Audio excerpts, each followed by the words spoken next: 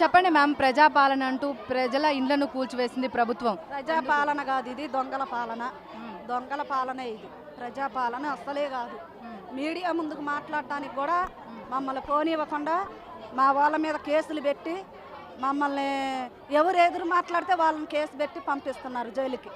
ఇది మాత్రం వాస్తవం. మీ ఇండ్లను కూల్చేసినప్పుడు మీకు ఏమైనా నోటీసులు ఇచ్చారా మ్యామ్? ఏమీ ఇవ్వలేదు మేడం. తెల్లారుదానా అక్కడ తెలిసిన వాళ్ళు, ఆ డిపార్ట్మెంట్లో తెలిసిన వాళ్ళు కొంతమంది ఫోన్ చేసి మీరున్న ఇండ్లను గొలవటానికి వస్తున్నారని చెప్పారు. అన్న, మీరున్న ఇండ్లను మాకు తెలిసిన వాళ్ళు, పరిచయం అయిన వాళ్ళు మీ ఇండ్లను కొలవటానికి వస్తున్నారు అన్నప్పుడు మేము 6 గంటలకు దిగ్గున లేసేసరికి అప్పటికే మొత్తం చుట్టూ రౌండప్ వేసి ఉన్నారా మేడం. అప్పుడు దాకా మాకు తెలియదు. ఒకరోజు నోటీస్ ఇవ్వచ్చుగా మేడం. లేకపోతే మాకు మీకు ఈ భూమి విలువైనది, మీకు భూమిని చూపించి ప్రతి ఒక్కరికి ఇల్లు కట్టేస్తాం ఆ మాట కూడా లేదుగా మేడం. వాళ్ళు ఉన్న కొంతమందికే ఇస్తామనే మాట అది ఎంతవరకు న్యాయం, ఎంతవరకు న్యాయం చేసినట్టు?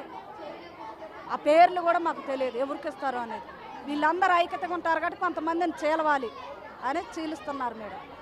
కొంతమంది మంత్రుల హస్తంతో మీ ఇంట్లో కూల్చివేశారంటున్నారు. ఎవరే ఉంటారు? ఆ తుమ్మల నాగేశ్వరరావు, బట్టి, ఈయన శ్రీనివాసరెడ్డి, మొత్తం ఆయన భూములు పక్కన ఉన్నాయి కదా, ఈ పేదోళ్ళు ఉండకూడదని చెప్పి మమ్మల్ని తీసేశారు మేడం. మీరు ఎన్ని సంవత్సరాల నుంచి ఉంటున్నారు మ్యామ్? మేము 10 ఏళ్ళు అక్కడ ఉండబట్టి 10 ఏళ్ళు ఆ భూమి మీదకి వచ్చి డేరా వేసుకున్నాం మొదటగా. తర్వాత చిన్నగా రేకులు కట్టుకున్నాం. తర్వాత ఒక్కొక్క ఇటుక అట్లా ఒక ట్రక్ ముందు కొనుక్కోవటం, ఒక ట్రక్ ఇసుక 1 సంవత్సరం కొనుక్కోవటం, అట్లా చిన్నగా ఇల్లు కట్టుకున్నాం మేడం. మీరు వచ్చినప్పుడు ఎలా ఉంది, ఇప్పుడు ఎలా ఉంది? ఇప్పుడు అక్కడ పరిస్థితి చీకట్లోనే ఉన్నాం మేడం. మేమే డీజిల్ పోసుకొని ఆ డీజిల్ ద్వారా ఒక్కొక్క లైట్ 6 గంటల నుంచి 7 గంటల వరకు లైట్ వెలిగించుకునేది, అందరం డబ్బులు వేసుకొని. ఇప్పుడు వీళ్ళు ప్రజాప్రభుత్వాలు చెప్తున్న ఆ లక్షల కోట్లు అనేది అక్కడ ఖర్చు అయినాయి మేడం. ఒక్కొక్కళ్ళు ఆడ వేసుకున్నాం డీజిల్. ట్రాక్టర్కి నీళ్ళు పోసుకోవాలంటే డీజిల్ పోసి ఇంజన్ ఆయిల్ తోటే నీళ్ళు లాక్కొని ట్రాక్టర్లో ఎక్కించుకొని మళ్ళీ అది ఇంటింటికి పోసుకున్నాం నీళ్ళు. ఆ విధంగా నెలకొచ్చి ఒక ట్రాక్టర్కి వచ్చి ₹1,00,000 ఖర్చు అయింది మేడం. మీకు ఊరు మొత్తానికి 3 ట్రాక్టర్లు తిరిగాయి. ఉదయం మొదలుకొని నైట్ పడుకునేంతవరకు పోసినా సరిపోయాయి కావు నీళ్ళు. ఆ విధంగా డీజిల్ తోటే కరెంటు నడిపించుకున్నాం. తర్వాత సోలార్ కొనుక్కున్నాం. మీకు ఎందుకు ఇన్ని సంవత్సరాల నుంచి కరెంటు కానీ వాటర్ కానీ మీకు ఇవ్వలేదు? కలెక్టర్ ఆఫీసు తిరిగినాం, బిందెలు పట్టుకొని, నెత్తన బిందెలు పెట్టుకొని కలెక్టర్ ఆఫీస్కి మాకున్న ఆర్డర్లు, మాకు ఇచ్చిన భూదానం ఇచ్చిన ప్రొసీడింగ్ లెటర్లు, పట్టాలు తీసుకొని వెళ్ళినాం. కలెక్టర్ ఆఫీస్కి వెళ్ళినాం, పట్టించుకోలేదు. మున్సిపాలిటీ ఆఫీస్కి వెళ్ళినాం, పట్టించుకోలేదు. ధర్నాలు చేసినాం. ఒక పూట తిని ఒక పూట తినక, ఒక రోజు పని చేసి ఒక రోజు పని చేయక ఇలా తిరిగినా మమ్మల్ని బట్టి. ఇప్పుడు ఎక్కడ ఉంటున్నారు? మీకు అక్కడ వాటర్ కానీ ఫుడ్ కానీ ఎవరైనా ప్రొవైడ్ చేస్తున్నారు? అంబేద్కర్ గారు పేదల మనిషి కాబట్టి అక్కడ పడేశారు మమ్మల్ని. అంబేద్కర్ గారు ప్రజల కోసం ఆయన మరి రాసిన రాజ్యాంగం భవన్ ఉంది కదా సార్, ఫ్రీగా వచ్చేది కదా అది. వీళ్ళకున్నాయి, మంత్రులకు ఉన్నాయి, 4 దిక్కులు 4 ఫంక్షన్ హాళ్ళు ఉన్నా పేదోళ్ళు అక్కడ పోవడానికి కూడా అర్హత లేదని అంబేద్కర్ గారు దగ్గర పడేశారు మమ్మల్ని.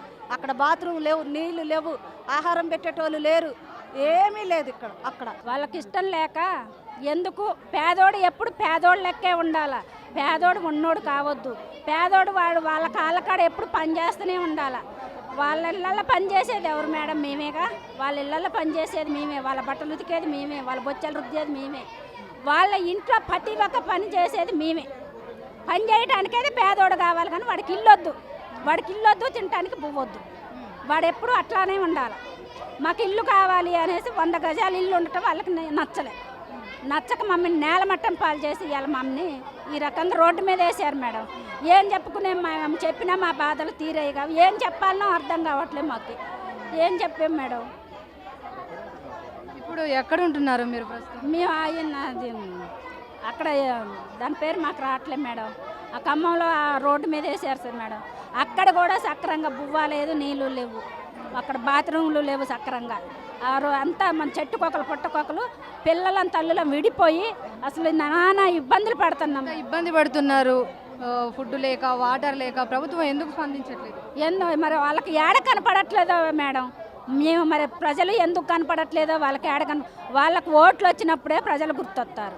మేము ఓట్లు వేసినాం, వాళ్ళు గెలిచి సీట్లు ఎక్కారు కదా. ఇవాళ మేము కనపడట్లే వాళ్ళకి. పేదోళ్ళు వాళ్ళకి కనపడరు మేడం. ఇప్పుడు ఎవరు వాళ్ళ సొంతాల కోసం, వాళ్ళ లాభాల కోసం, వాళ్ళ ప్రయోజనాల కోసం గద్దెలెక్కి కూర్చున్నారు కదా. మేము ఎందుకు కనపడతాం వాళ్ళకి? కనపడం. అందుకే మమ్మల్ని ఎట్ట చేసైనా వీళ్ళని ఇక్కడ ఉండొద్దు. పేదోడు 100 గజాలు ఉండడం వాళ్ళకి ఇష్టం లేదు.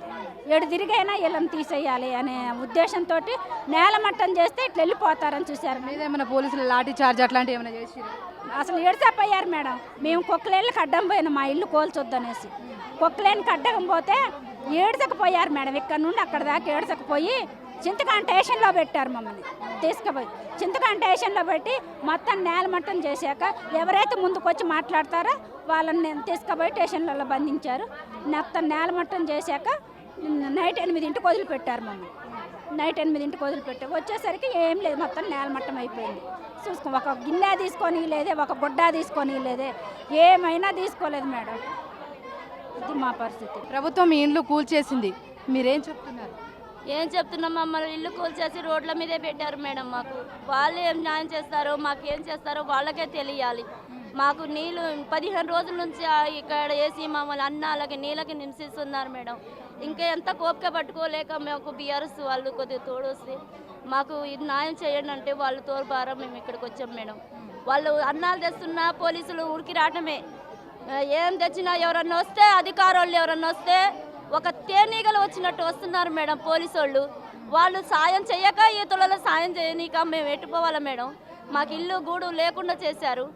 ఎవరన్నా వచ్చి మాకు ఇంత ఏమన్నా పెడుతుంటే వాళ్ళు ఏం చెప్తున్నారో వాళ్ళకి ఏమొస్తున్నాయో అని గబగబరు పోలీసులు కాపలా. మేము ఎన్ని రోజులు అవుతుందో ఆ పోలీసులు కూడా అన్ని రోజుల నుంచి మా చుట్టూ కాపలా. మేము ఇప్పుడు ఎక్కడ ఉంటున్నారు మీరు? అసలు తింటున్నారా? మీకు ఫుడ్ ఎవరైనా పెడుతున్నారా? పెడుతున్నారు మేడం. బీఆర్ఎస్ వాళ్ళను బీజేపీ వాళ్ళు పెడుతున్నారు మేడం. వాళ్ళొక రోజు వీళ్ళొక రోజు బీఆర్ఎస్ వాళ్ళు తెస్తున్నారు మేడం. బీజేపీ వాళ్ళు మధ్య కాడ నుంచి పెరుగన్నారు, వాళ్ళు సప్లై చేస్తున్నారు మేడం. వాళ్ళు సాయం చేస్తున్నారు. వాళ్ళు తప్ప మాకు ఎవరు సాయం చేయట్లేదు మేడం. ప్రభుత్వం నుంచి మాకు ఏ దారి కూడా ఒక బిస్కెట్ ప్యాకెట్ కూడా రావట్లేదు పిల్లగాళ్ళ కోసం. కలెక్టర్ గారికి చెప్పాము కూడా, పిల్లగాళ్ళకి ఇంత ఇది ఉంది, చిన్న పిల్లగాళ్ళ ఒక 40 మంది 20 మంది చిన్న పిల్లగాళ్ళే ఉన్నారు మేడం. స్కూలు పోయే పిల్లగాళ్ళు, కాలేజీ పిల్లగాళ్ళు, వాళ్ళందరికీ వసతి లేక ఇప్పుడు ఎగ్జామ్ టైం ఇన్ని రోజులు చదివిన చదువు వేస్ట్ వృధాగా పోతుంది మేడం పిల్లగాళ్ళకి. ఏంది మమ్మీ ఇట్లా ఏంది మా పరిస్థితి అంటే, బయటికి పోదామా కిరాయిలకి ఇల్లు లేవు.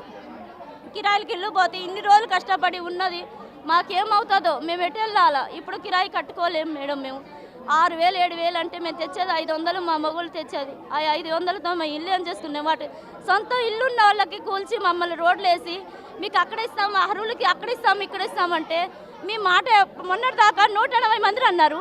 ఇదే ధర్నాలు అవి జరిగేసరికి 740 మందికి అంటున్నారు. అది మీరు ఇస్తారా ఇయ్యరా? మాకు నమ్మకం ఏంటి మేడం? మేము ఎట్లా నమ్మాలా? మీకు నమ్మి ఓట్లు వేసినాం మేము, మాకు బాగు చేస్తారు, మా కావాలా మా ఎమ్మెల్యేలు మాకు సాయం ఉంటారని మేము 3 ఎమ్మెల్యేలు ఉన్నారు, మాకు సాయం చేస్తారని మీకు గెలిపించామే. టెంకాపూర్ గెలిపించి చేసిన దీని వెనక మంత్రుల హస్తం ఎవరిదైనా ఉందనుకుంటున్నారా? ఎక్కడ ఇప్పుడు మాకు వచ్చిన ఉన్నారు మేడం, ఉన్నారు. ఇప్పుడు గెలిచిన వాళ్ళు 3 మంత్రులు ఉన్నారు కదా. ఇప్పుడు మీకు తెలియదు మేడం, నేను తప్పు చేశాను, నేను తప్పు ఏమీ చేయలేదు. నాకు మీడియా ముందుకు వచ్చి చెప్పడానికి భయమే ఉంది మేడం. రావచ్చు కదా, మీకు కారణం ఎవరు, ఎందుకు చేశారని మీరు రావచ్చు కదా. ఇప్పుడు ఈ 15 రోజుల క్రితం కూడా ఏ మంత్రి మా ముఖం చూపిలేదు మేడం. అసలు ప్రెస్ మీట్లు అయితే ఏమైనా రావట్లేదు. 2 ప్రెస్ మీట్లే పెట్టారు. రేవంత్ రెడ్డి గారు సారను పొంగులేటి సీన్ గారు ఒకటే ప్రెస్ మీట్ పెట్టారు. అర్హులకు ఇస్తారంట. అర్హులు ఎవరు? అర్హులు ఎవరు మేడం?